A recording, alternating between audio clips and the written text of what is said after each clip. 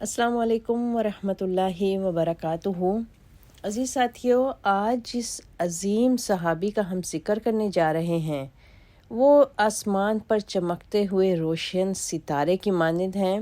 بھلا امت مسلمہ میں کون ایسا ہوگا جو حضرت ابو ہریرہ رضی اللہ تعالیٰ عنہ کو نہ جانتا ہو؟ کثیر تعداد میں احادیث کے راوی ہونے کی وجہ سے ان کا نام صحابہ کرام میں چوٹی کے صحابہ کرام میں لکھا جاتا ہے۔ حضرت ابو ہریرہ رضی اللہ تعالیٰ عنہ نے 1609 احادیث رسول اللہ صلی اللہ علیہ وسلم یاد کر رکھی تھیں۔ زمانہ جاہلیت میں لوگ انہیں عبد شمس کے نام سے جانتے تھے۔ اللہ تعالیٰ نے جب ان پر اپنا کرم فرمایا اور وہ مسلمان ہو گئے تو نبی کریم صلی اللہ علیہ وسلم کی زیارت کا شرف حاصل کیا۔ آپ صلی اللہ علیہ وسلم نے دریافت فرمایا کہ تمہارا نام کیا ہے؟ عرض کیا عبد شمس۔ رسول اللہ صلی اللہ علیہ وسلم نے ارشاد فرمایا نہیں، بلکہ آج سے تمہارا نام عبد الرحمن ہے۔ عرض کیا یا رسول اللہ، میرے ماں باپ آپ پر قربان، آپ صلی اللہ علیہ وسلم کا تجویز کردہ نام عبد الرحمن مجھے بہت پسند ہے۔ ان کی کنیت ابو ہریرہ اس لیے پڑی کہ بچپن میں ایک چھوٹی سی بلی کے ساتھ کھیلا کرتے تھے۔ ان کے ہم عمر ساتھی انہیں ابو ہریرہ یعنی بلی کے بچے والا کہا کرتے تھے۔ یہ کنیت اتنی مشہور ہوئی کہ بلاخر ان کے نام پر بھی غالب آ گئی۔ رسول اللہ صلی اللہ علیہ وسلم بھی انہیں پیار سے ابو ہریرہ کہا کرتے تھے۔ یہ بھی اپنے آپ کو ابو ہریرہ کہلانا پسند کرتے اور فرمایا کرتے کہ مجھے میرے محبوب رسول اللہ صلی اللہ علیہ وسلم نے جس نام سے پکارا وہ بہتر ہے۔ حضرت ابو ہریرہ رضی اللہ تعالیٰ عنہ نے حضرت طفیل بن عمرو الدوسی رضی اللہ تعالیٰ عنہ کی وساطت سے اسلام قبول کیا۔ ہجرت کے 6 سال بعد تک یہ اپنی قوم دوس میں ہی رہے۔ اس کے بعد یہ اپنی قوم کے ایک وفد کے ہمراہ مدینہ منورہ میں رسول اللہ کی خدمت اقدس میں حاضر ہوئے۔ اس دوسی نوجوان نے اپنے آپ کو رسول اللہ کی خدمت کے لیے وقف کر دیا۔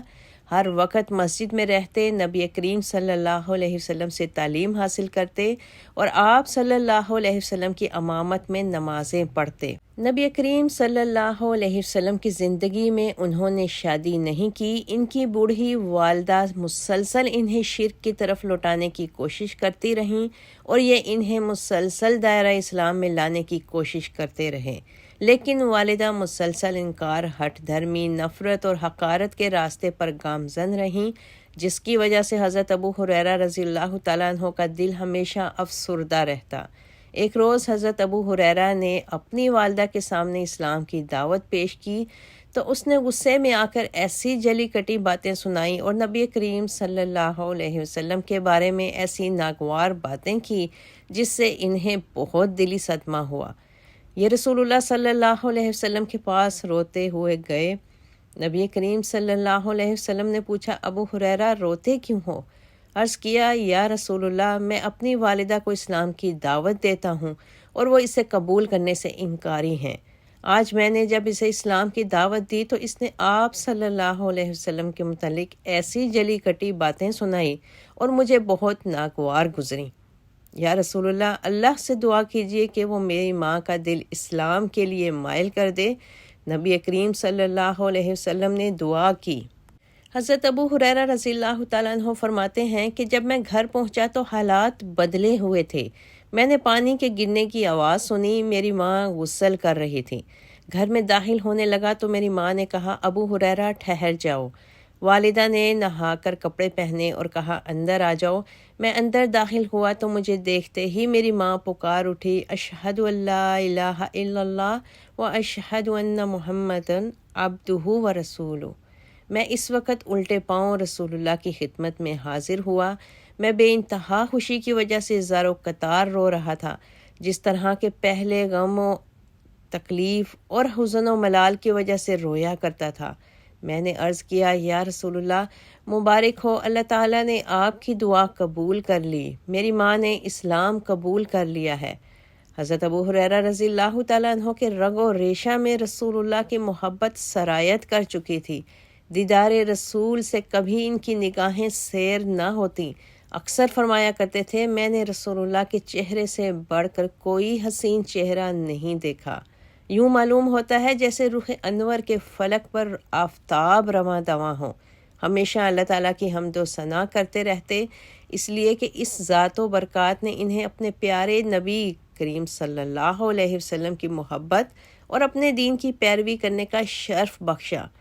وہ فرمایا کرتے تھے کہ سب تعریفیں اللہ ہی کے لیے ہیں جس نے ابو ہریرہ کو قرآن مجید کا علم عطا کیا۔ سب تعریفیں اللہ ہی کے لیے ہیں جس نے ابو ہریرہ رضی اللہ تعالیٰ عنہ کو حضرت محمد صلی اللہ علیہ وسلم کا صحابی ہونے کا شرف بخشا۔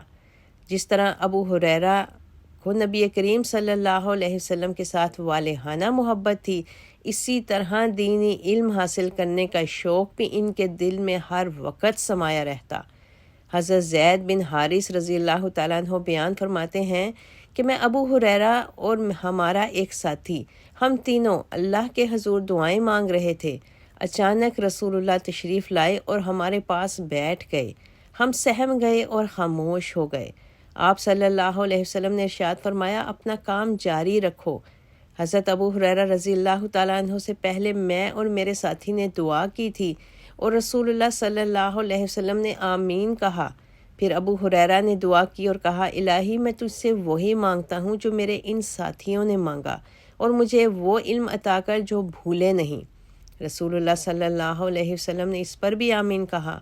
ہم نے عرض کیا ہم بھی اللہ سے وہ علم مانگیں جو بھلایا نہ جا سکے۔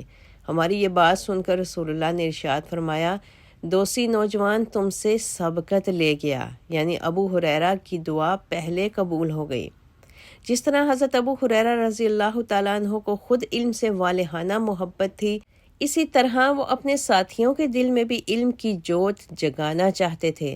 ایک روز وہ مدینہ منورہ کے ایک بازار سے گزر رہے تھے، لوگوں کو دنیاوی کاموں میں منہمک دیکھ کر غمزدہ ہو گئے۔ لوگوں کو اپنی طرف متوجہ کرتے ہوئے بآواز بلند کہا اے باشندگان مدینہ تم محروم و بے کس رہ گئے۔ لوگوں نے یک زبان ہو کر پوچھا ابو ہریرہ تم نے ہماری کون سی محرومی اور بے کسی دیکھ لی؟ آپ رضی اللہ تعالیٰ عنہ نے فرمایا رسول اللہ صلی اللہ علیہ وسلم کی میراث تقسیم کی جا رہی ہے اور تم یہیں ہو، بھلا تم وہاں جا کر اپنا حصہ کیوں نہیں لیتے؟ لوگوں نے پوچھا میراث کہاں تقسیم ہو رہی ہے؟ آپ نے فرمایا مسجد میں۔ لوگ جلدی سے مسجد میں گئے۔ حضرت ابو ہریرہ لوگوں کے پاس واپس آنے تک وہیں کھڑے رہے۔ جب لوگوں نے انہیں دیکھا تو کہنے لگے ابو ہریرہ ہم مسجد گئے ہیں، ہم نے وہاں کوئی چیز تقسیم ہوتے نہیں دیکھی۔ آپ رضی اللہ تعالیٰ عنہ نے دریافت فرمایا کیا تم لوگوں نے مسجد میں کسی کو نہیں دیکھا؟ انہوں نے کہا کیوں نہیں، ہم نے دیکھا کہ کچھ لوگ نماز پڑھ رہے ہیں اور کچھ لوگ قرآن مجید کی تلاوت کر رہے ہیں اور کچھ لوگ حلال و حرام کے بارے میں تبادلہ خیال کر رہے ہیں۔ حضرت ابو ہریرہ رضی اللہ تعالیٰ عنہ نے فرمایا بڑے افسوس کی بات ہے، یہی تو محمد رسول اللہ صلی اللہ علیہ وسلم کی میراث ہے۔ حصول علم اور رسول اللہ کی مجالس کے لیے آپ رضی اللہ تعالیٰ عنہ اپنے آپ کو وقف کرنے کے سلسلہ میں بھوک، پیاس، فقر و فاقہ اور تکالیف کو برداشت کرتے تھے۔ عہد صحابہ میں ان کی کوئی مثال نہیں ملتی۔ وہ اپنے بارے میں بیان کرتے ہیں کہ جب بھوک سے میرے پیٹ میں بل پڑتے تو اصحاب رسول صلی اللہ علیہ وسلم سے بعض قرآنی آیات کا مفہوم پوچھتا، حالانکہ مجھے اس کا علم ہوتا تھا۔ مقصد صرف یہ ہوتا کہ وہ میری صورتحال کو بھانپ کر اپنے ساتھ لے جائیں اور کھانا کھلا دیں۔ ایک روز مجھے بے انتہا بھوک لگی، میں نے اپنے پیٹ پر پتھر باندھ لیا اور اس راستے پر بیٹھ گیا جہاں صحابہ اکرام رضی اللہ عنہم کا گزر ہوتا تھا۔ حضرت ابوبکر صدیق رضی اللہ تعالیٰ عنہ میرے پاس سے گزرے، میں نے ان سے کتاب الہی کی ایک آیت کا مفہوم پوچھا۔ میں نے یہ صرف اس لیے پوچھا کہ وہ مجھے کھانے کی دعوت دے دیں، لیکن وہ مفہوم بتا کر چل دیے اور میری رمز کو نہ سمجھ سکے۔ پھر حضرت عمر فاروق رضی اللہ تعالیٰ عنہ کا گزر ہوا، میں نے ان سے بھی آیت کا مفہوم دریافت کیا، انہوں نے بھی میرے ساتھ یہی سلوک کیا، یہاں تک کہ میرے پاس سے رسول اللہ کا گزر ہوا۔ میں نے آپ صلی اللہ علیہ وسلم سے بھی آیت کا مفہوم پوچھا، آپ صلی اللہ علیہ وسلم میری رمز کو پہچان گئے، یعنی ان کا اشارہ سمجھ گئے۔ ارشاد فرمایا، ابو ہریرہ، میں نے عرض کیا لبیک یا رسول اللہ۔ آپ صلی اللہ علیہ وسلم نے ارشاد فرمایا، میرے ساتھ چلو۔ میں آپ کے پیچھے پیچھے ہو لیا۔ آپ صلی اللہ علیہ وسلم کے ساتھ ہی گھر میں داخل ہوا۔ آپ صلی اللہ علیہ وسلم نے گھر میں دودھ کا پیالہ دیکھا تو گھر والوں سے دریافت کیا کہ یہ دودھ کہاں سے آیا؟ انہوں نے کہا، فلاں صحابی نے آپ صلی اللہ علیہ وسلم کے لیے بھیجا ہے۔ آپ صلی اللہ علیہ وسلم نے ارشاد فرمایا، اے ابو ہریرہ، اہل صفا کو بھی بلا لاؤ۔ میرے دل میں خیال آیا کہ ایک دودھ کے پیالے سے اہل صفا کا کیا بنے گا۔ انتہائی بھوک کی وجہ سے میرا دل چاہتا تھا کہ یہ دودھ کا پیالہ مجھے مل جائے تاکہ میرے جسم میں کچھ توانائی آئے۔ بہرحال آپ صلی اللہ علیہ وسلم کے حکم کے سامنے سر تسلیم خم کرتے ہوئے اہل صفا کی جانب چل پڑا اور انہیں بلا لایا۔ جب وہ رسول اللہ کے پاس بیٹھ گئے تو آپ صلی اللہ علیہ وسلم نے ارشاد فرمایا، پیالہ پکڑو اور باری باری ان سب کو دودھ پلاؤ۔ میں نے یکے بعد دیگرے ان کی خدمت میں دودھ کا پیالہ پیش کیا، یہاں تک کہ ان سب نے جی بھر کے پی لیا۔ پھر میں نے پیالہ رسول اللہ کے سامنے رکھ دیا۔ آپ صلی اللہ علیہ وسلم نے مسکراتے ہوئے میری طرف دیکھا اور فرمایا، میں اور تم دونوں ہی رہ گئے ہیں۔ میں نے عرض کیا، بالکل سچ ہے یا رسول اللہ۔ آپ صلی اللہ علیہ وسلم نے ارشاد فرمایا، پہلے تم پیو۔ میں نے پینا شروع کر دیا۔ جب اپنے لب پیالے سے ہٹاتا تو آپ صلی اللہ علیہ وسلم فرماتے، اور پیو۔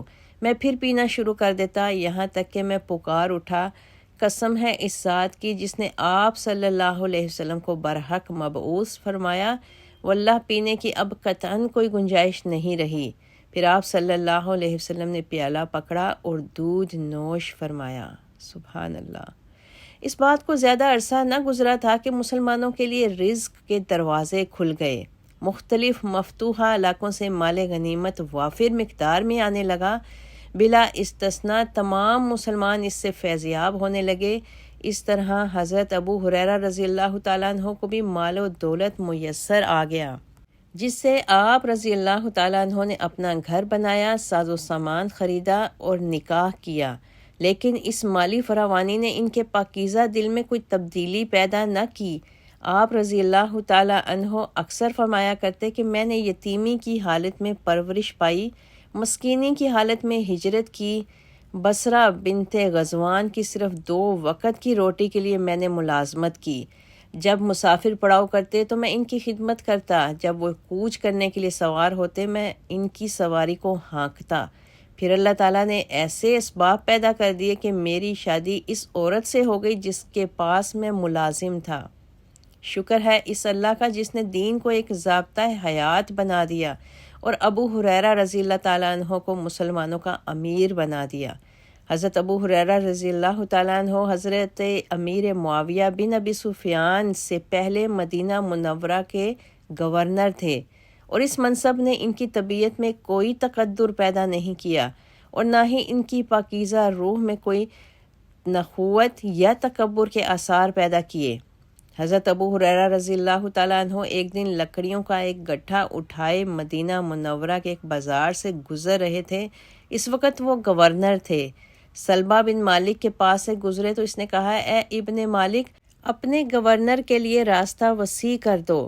اس پر حضرت ابو ہریرہ رضی اللہ تعالیٰ عنہ نے فرمایا، اے اللہ کے بندے، گورنر اور اس پیٹھ پر لدھے ہوئے ایندھن کے گٹھے کے لیے راستہ مطلوب ہے۔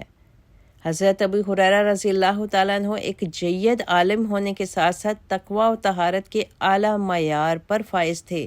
دن کو روزہ رکھتے اور رات کا 1/3 حصہ عبادت میں مصروف رہتے، پھر اپنی اہلیہ کو بیدار کرتے، وہ رات کے دوسرے تہائی حصے میں مصروف عبادت رہتیں، پھر وہ اپنی بیٹی کو بیدار کر دیتیں، وہ رات کے تیسرے تہائی حصے میں مصروف عبادت ہو جاتیں۔ اس طرح پوری رات یہ اہل خانہ عبادت الہی میں مصروف رہتے۔ حضرت ابو ہریرہ رضی اللہ تعالیٰ عنہ کے پاس ایک سوڈانی لونڈی تھی۔ ایک دن وہ گستاخی سے پیش آئی جس سے آپ غضبناک ہو گئے، اسے مارنے کے لیے کوڑا اٹھایا، پھر ہاتھ روک لیا اور فرمایا، اگر قیامت کے روز قصاص کا اندیشہ نہ ہوتا تو آج خوب تیری پٹائی کرتا، لیکن میں تجھے ایسے شخص کے ہاتھوں بیچ دوں گا جو مجھے تیری زیادہ سے زیادہ قیمت دے گا، کیونکہ مجھے ان دنوں پیسوں کی بہت ضرورت ہے۔ پھر کچھ سوچ میں پڑ گئے، کچھ دیر بعد اپنا سر اٹھایا اور ارشاد فرمایا، جاؤ، میں نے تمہیں اللہ تعالیٰ کے لیے آزاد کر دیا۔ حضرت ابو ہریرہ رضی اللہ تعالیٰ عنہ نے اپنی والدہ کی بے انتہا خدمت کی۔ آپ فرمایا کرتے تھے، اماں جان، اللہ تعالیٰ آپ پر اسی طرح رحمتیں نازل فرمائے جس طرح آپ نے بچپن میں میری پرورش کی۔ تو وہ بھی جواب میں فرماتی، بیٹا، اللہ آپ پر بھی اپنی رحمتیں نازل فرمائے، آپ نے اس بڑھاپے میں میرے ساتھ حسن سلوک کیا۔ حضرت ابو ہریرہ رضی اللہ تعالیٰ عنہ والدین کے ساتھ حسن سلوک کی بہت زیادہ ترغیب دلایا کرتے تھے۔ ایک روز آپ نے دیکھا کہ دو شخص ایک ساتھ چلے جا رہے ہیں۔ ان میں ایک عمر رسیدہ تھا۔ چھوٹے والے سے پوچھا، یہ شخص کون ہے؟ اس نے کہا، یہ میرے والد ہیں۔ آپ رضی اللہ تعالیٰ عنہ نے فرمایا، کبھی ان کا نام لے کر نہ بلانا، کبھی ان کے آگے نہ چلنا اور کبھی ان سے پہلے نہ بیٹھنا۔ جب حضرت ابو ہریرہ رضی اللہ تعالیٰ عنہ مرض الموت میں مبتلا ہوئے تو زاروں قطار رونے لگے۔ آپ رضی اللہ تعالیٰ عنہ سے پوچھا گیا، ابو ہریرہ، آپ روتے کیوں ہیں؟ آپ نے فرمایا، میں تمہاری اس دنیا پر آنسو نہیں بہاتا، میں تو روتا اس لیے ہوں کہ سفر بہت لمبا ہے اور زاد راہ بہت تھوڑا ہے۔ میں اس راستے کے کنارے پر کھڑا ہوں جو مجھے جنت یا جہنم میں لے جائے گا۔ میں نہیں جانتا کہ میرا انجام کیا ہوگا۔ خلیفہ وقت مروان بن حکم نے عیادت کی اور دلاسا دیتے ہوئے کہا، ابو ہریرہ رضی اللہ تعالیٰ عنہ، اللہ تعالیٰ آپ کو شفا عنایت فرمائے۔ تو اس پر ابو ہریرہ رضی اللہ تعالیٰ عنہ نے دعا کی، الہی، میں تیری ملاقات کو محبوب جانتا ہوں، تو بھی میری ملاقات کو محبوب گرداننا اور مجھے جلد اپنی زیارت نصیب فرمانا۔ مروان بن حکم نے ابھی گھر سے باہر قدم رکھا ہی تھا کہ آپ اللہ تعالیٰ کو پیارے ہو گئے۔ اللہ سبحانہ و تعالی حضرت ابو ہریرہ رضی اللہ تعالیٰ عنہ پر اپنی رحمتیں نازل فرمائے۔ انہوں نے مسلمانوں کے لیے 1609 احادیث رسول اللہ صلی اللہ علیہ وسلم یاد کر رکھی تھیں۔ اللہ تعالیٰ تمام امت مسلمہ کی طرف سے آپ رضی اللہ تعالیٰ عنہ کو بہترین جزائے خیر عطا فرمائے۔ اللہ تعالیٰ آپ سے راضی ہو، رضی اللہ تعالیٰ عنہ۔